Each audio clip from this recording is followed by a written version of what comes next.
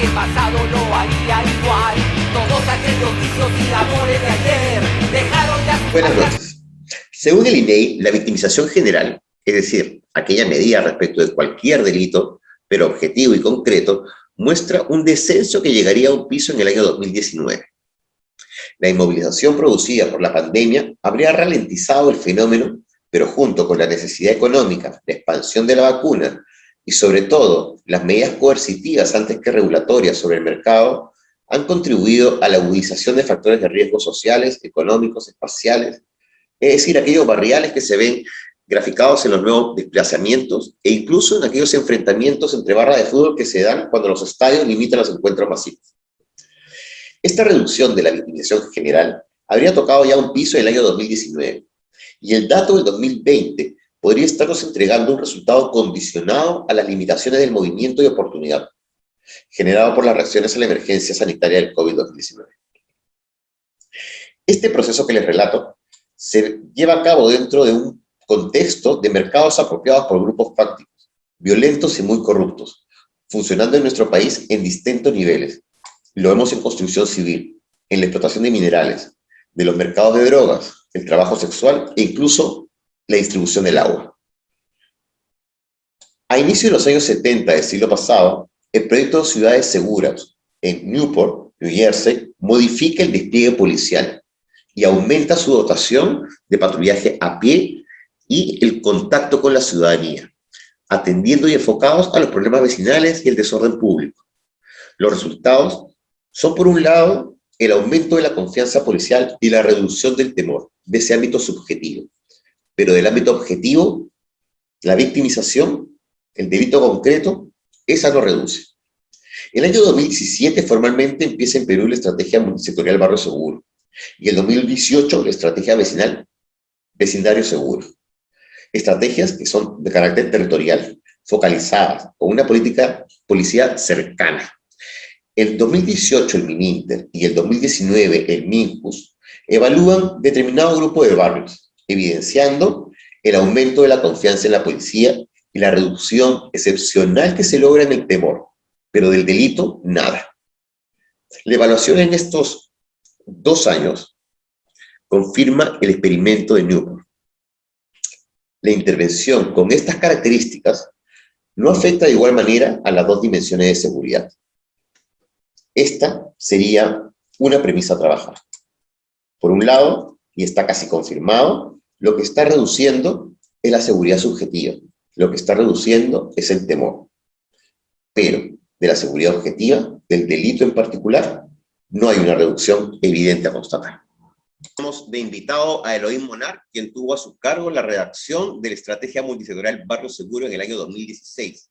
Asesoró el inicio de su implementación y lideró el diseño de proyecto de endeudamiento del BID, del Banco Interamericano de Desarrollo del proyecto de mismo nombre.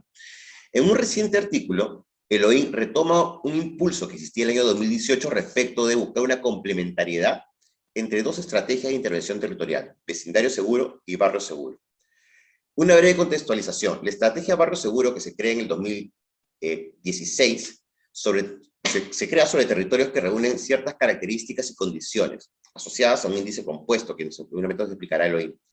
Mientras que los territorios de vecindario seguro se realizan en todo el país, sin ninguna distinción. En este contexto, ¿cómo te imaginas, Elohim, la unificación de estas 2 estrategias o intervenciones territoriales? Muchas gracias por la invitación, primero Enrique, y al taller de asuntos públicos por estos espacios de debate. La primera premisa es que, mirado desde cierto modo, Barrio Seguro y Vecindario Seguro son 2 caras de una misma moneda con diferentes énfasis y con puntos muy en común. Los puntos en común más importantes de Vecindario Seguro y Barrio Seguro, que además tienen hasta el nombre casi igual, ya eso generaba un problema, es el enfoque de policía comunitario, el enfoque preventivo en el rol de la policía y en la relación con los gobiernos locales, y el patrullaje estratégico. Digamos que ambas políticas hablan de estos componentes. Y obviamente, insisto, bajo una mirada preventiva. Como bien has mencionado, Vecindario Seguro lo hace para todas las comisarías del Perú y Barrio Seguro lo hace en ciertos barrios focalizados que a su vez están en unos distritos focalizados. Los distritos se focalizaron desde un inicio bajo 3 indicadores: homicidios, victimización a nivel distrital, que para eso lo que se hizo es un agregado de los últimos 5 años de la victimización, porque en el Perú no existe una representatividad distrital de la victimización, y el número de la procedencia de internos en penales que hay en estos lugares, que me parece de los 3, hoy, mirando los 5 años atrás, me parece el más importante. En ese momento, cuando lo discutimos, no hubo un acuerdo sobre a cuál darle más énfasis. Y eso creo que es un error de origen, en el sentido de que hoy una lección aprendida es que debimos darle más énfasis en la focalización también a algún factor preventivo, más que a factores de reducción. Creo que un error en ese sentido de Barrio Seguro fue confundir demasiado, en algunos casos, reducción con prevención. Y este es un ejemplo: tener homicidios, victimización y procedencia internacionales juntos. Entonces, respondiendo a tu pregunta, dado que los dos se complementan, en realidad lo que está pasando es que compiten entre sí. Y la policía nunca ha terminado de brindar apoyo a Barrio Seguro, porque espera que Barrio Seguro llegue con un conjunto de políticas multisectoriales.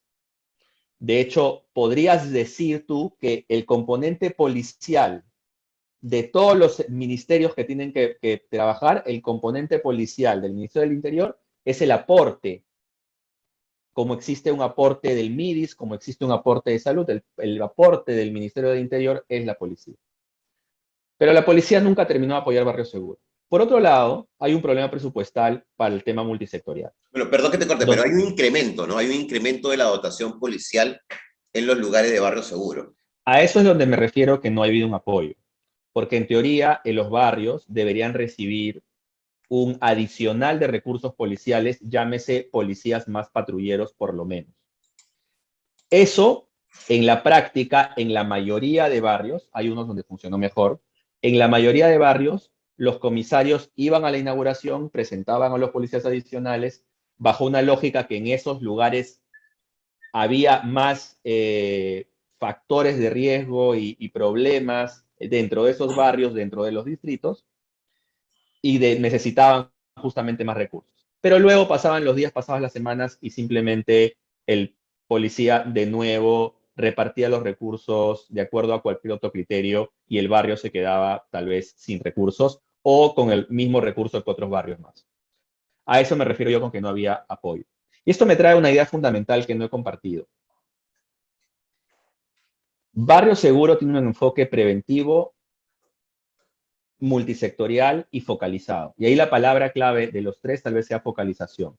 La prevención focalizada, porque hay lugares que necesitan más apoyo que otros, porque en un país no todas las regiones son igual de problemáticas, en una región no todos los distritos son igual de problemáticos, en un distrito no todos los barrios son igual de problemáticos, en un barrio no todas las calles son igual de problemáticas, en una calle no todas las cuadras son igual de problemáticas, en una cuadra no todas las esquinas son igual de problemáticas. Entonces hay que ir a esos puntos importantes. Pero eso no funcionaba porque no se hacía el énfasis desde la policía, y todos estos programas nacionales que podrían apoyar a volver los factores de riesgo más bien factores protectores, como violencia contra la mujer, como deserción escolar, como falta de oportunidades laborales, como consumo de alcohol y drogas, que eran factores de riesgo, todos estos programas del Estado no llegaban porque no habían presupuestos ad hoc. Entonces, si tú sumas a eso que los programas no habían sido debidamente evaluados, lo que nos queda es que es mejor hacer un solo paquete. Y hacer un solo paquete significa no tener 2 políticas, sino tener una sola, que tenga dos componentes, un componente multisectorial y un componente policial, pero que responda a un mismo paraguas, para que no compitan entre sí. Es una primera esencia de la idea. Para eso, solamente con esto termino antes de la siguiente pregunta, lo que necesitas es un liderazgo común, número uno. Acá tienes al director general de Seguridad Ciudadana todo el tiempo compitiendo con el comandante general de la policía. Necesitas, en segundo lugar, que tu articulador territorial ya no sea un civil que llega y además sin ningún apoyo, porque la idea del articulador territorial es buena, pero el Ministerio del Interior simplemente nunca se compró la idea y por lo tanto vive en la precariedad. Nunca ha tenido oficina, trabaja literalmente en la calle, ¿no? Y siempre estuvo por orden de servicio renovándolo cada 3 meses. Entonces es una precariedad laboral increíble. Mejor eso se lo trasladas a la policía y fortaleces la capacidad policial particular con la comunidad, con los otros actores que ya lo hace, y eso implica su participación en el CODISEC, evidentemente, o en el COPROSEC. Mira, que buena oportunidad para mencionar algunas cosas, porque, claro, este articulador territorial en muchas oportunidades, cuando había el cabildeo suficiente, lograba tener un espacio, ya sea en la comisaría o ya sea en la municipalidad, e incluso tener su mesa territorial. Y en el 2018 le solicitamos a la Comgen, porque notábamos conocemos el claro divorcio que puede existir entre la propuesta civil y la recepción policial, y por ese imaginario se le pidió al Comgen, informe, solicitud y todo, que sea la propia policía quien evalúe la presencia policial que se designaba en estas instancias de barrio seguro. Porque efectivamente se sacaba, como se dice, se desviste un santo para vestir a otro.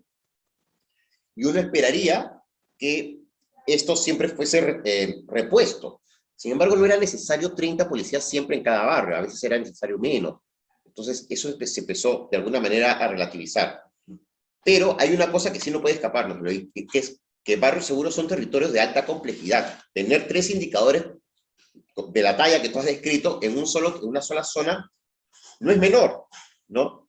Entonces, ¿de qué manera, cómo compararlo con un territorio donde no tiene esa complejidad criminal?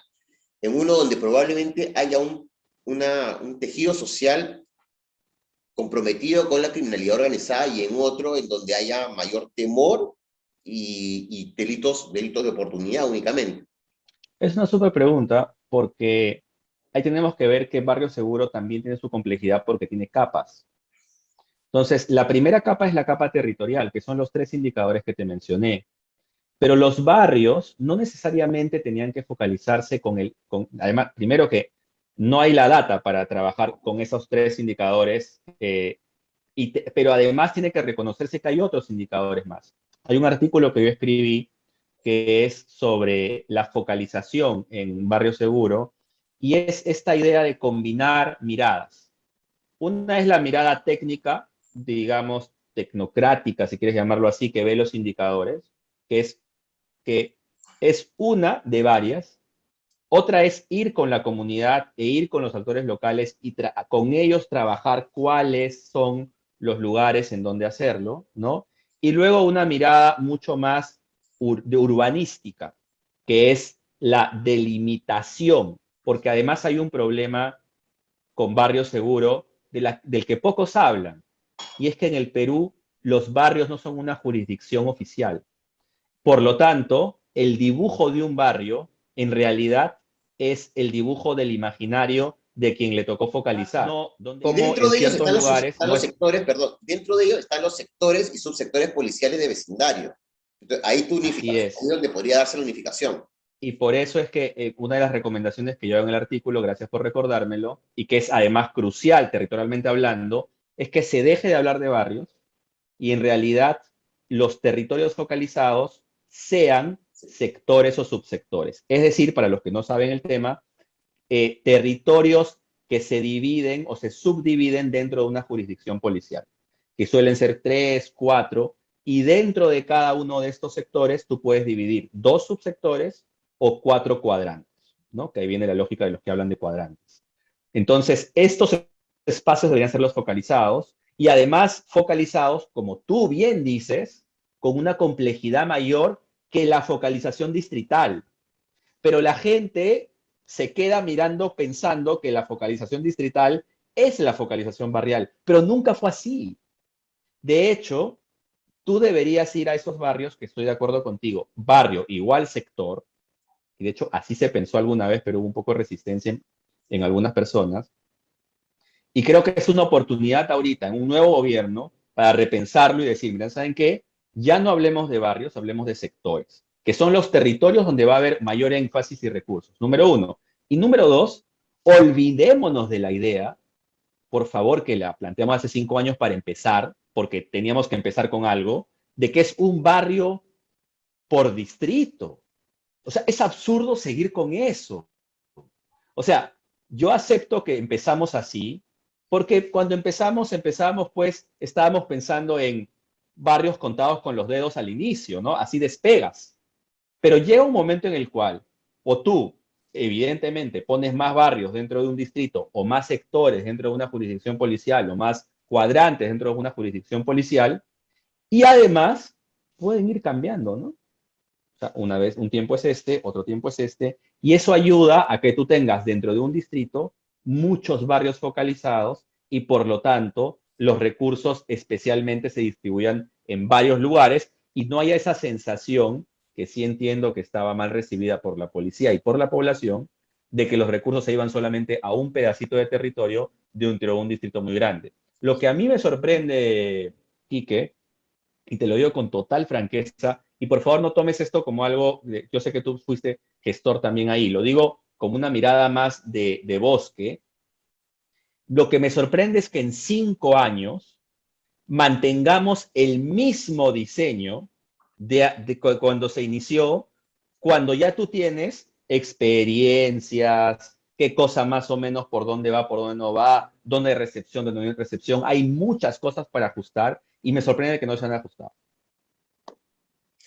Bueno, pero hicimos algunas que no fueron expuestas, no fueron visibilizadas. De los 20 niveles de intervención o 20 líneas de intervención en salud, en vivienda, en educación, en violencia, nosotros hicimos un núcleo duro de intervenciones básicas. Como que no puedes intervenir en los 16 factores de riesgo en todos los barrios. Pero si hay un piso duro, un núcleo duro de El factores de mínimo riesgo. indispensable, El eso lo mínimo vi, es muy, indispensable. además graficado, muy bueno. ¿Cómo usamos estas plataformas, estas experiencias, tanto de barrio seguro como de vecindario, para atender justamente problemas complejos? Problemas complejos que son generadores de violencia, como es violencia de género. Problemas complejos como mercados no regulados. ¿De acuerdo? Los mercados no regulados que generan violencia. El tema de construcción civil es una ausencia de Estado y un mercado no regulado. Los trabajos, la explotación de trabajadoras sexuales es un mercado no regulado explotado. Lo mismo con el tráfico de drogas. Entonces, ¿cómo hacemos para aprovechar estas plataformas territoriales que ya están, que ya existen, bueno, para afrontar estos desafíos que tenemos en la realidad, ¿no? En la realidad nacional y Yo cotidiana? creo que primero hay que tomar una decisión y es, repito lo que se dijo al inicio, en tener claridad en la distinción entre prevención y reducción. Si se decide que vamos a decir, este barrio vecindario reencauchado es una política preventiva, tenemos que tener claro que esa política es a largo plazo y tiene que trabajar sobre todo con la producción de nuevos criminales, de nuevos delincuentes. Y que no es una política que busca en el corto plazo reducir o disuadir el crimen. Si es así, es una alternativa que hay que tomar, puede haber otra, ¿no? Pero hay que decidir. Si es así, la pregunta detrás es, ¿tienes que ir a esos lugares donde están ocurriendo los robos, donde está la prostitución? ¿O tienes que ir a esas casas donde están los chicos, los adolescentes que están a punto de convertirse en criminales? Es una opción.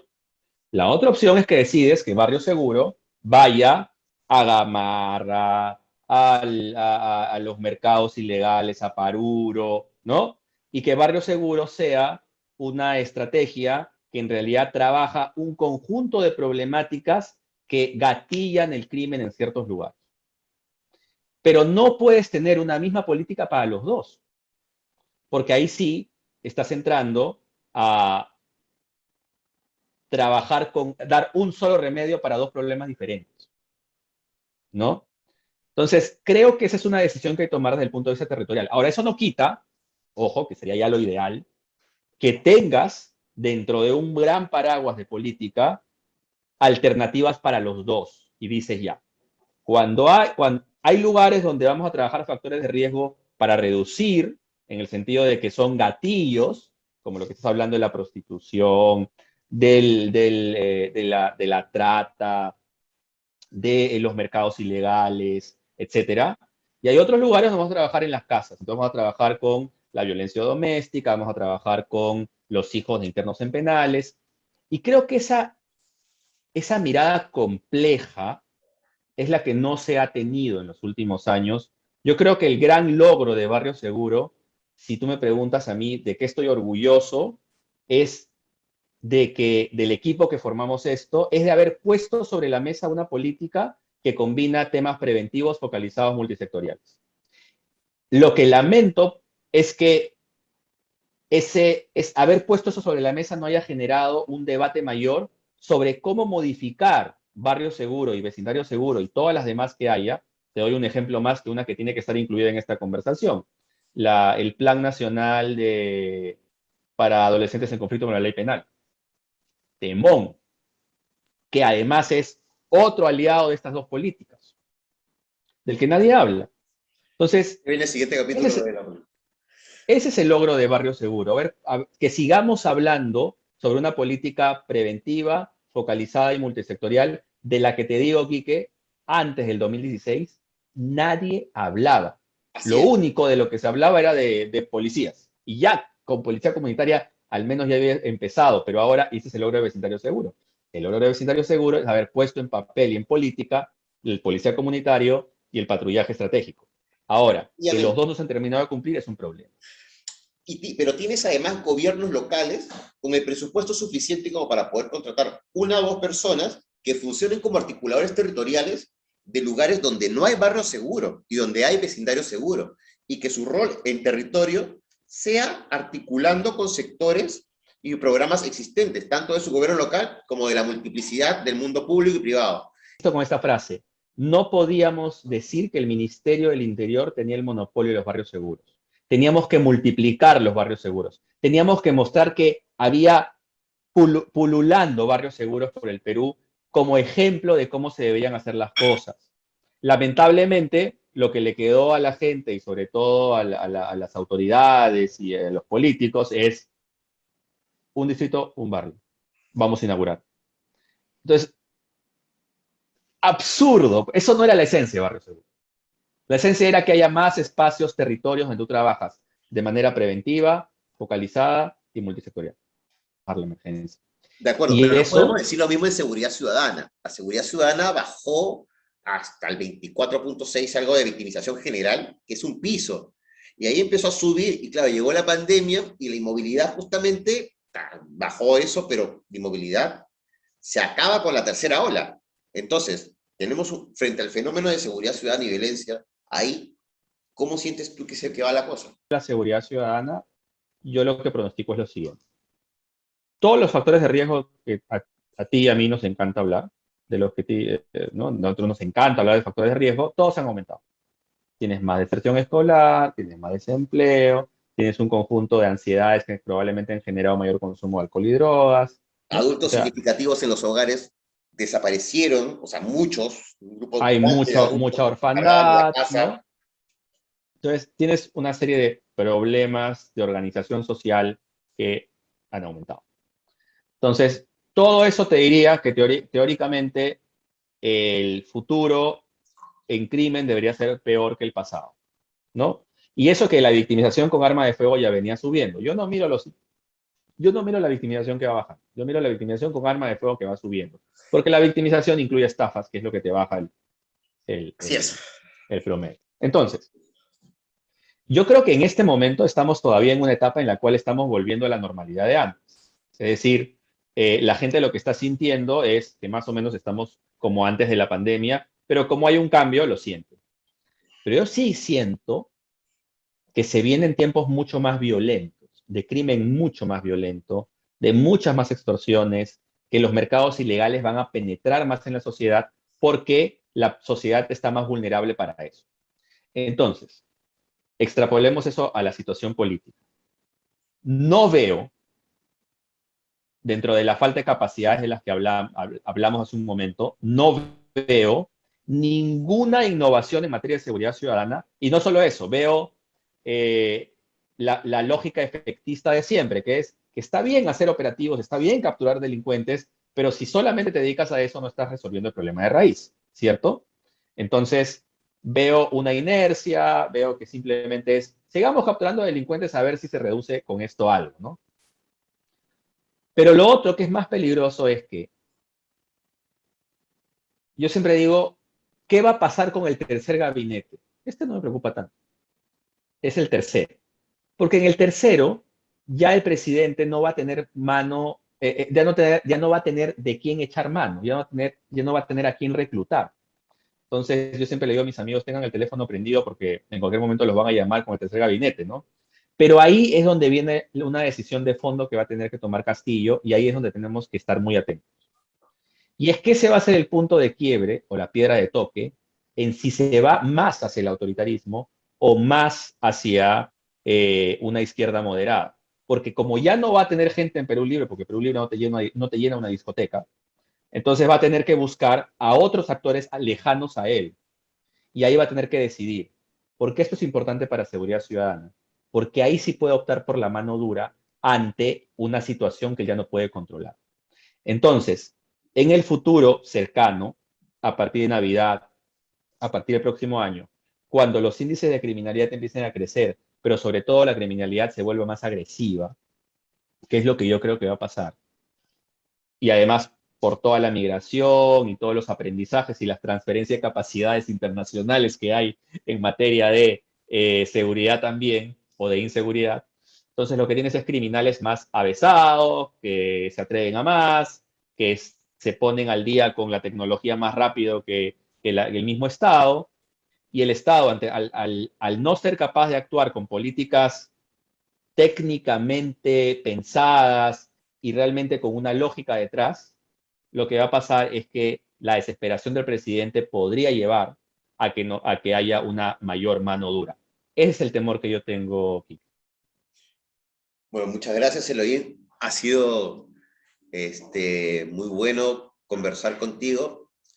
Y nada, esperemos que pronto podamos tener otro nuevo espacio, quizás con más personas, y establecer alguna dinámica de conversación un poco más nutrida con otras personas, quizás no solamente de Perú, sino de nuestra hermosa América Latina. Muchas gracias, Elohim. Un abrazo, un gusto y hasta la próxima.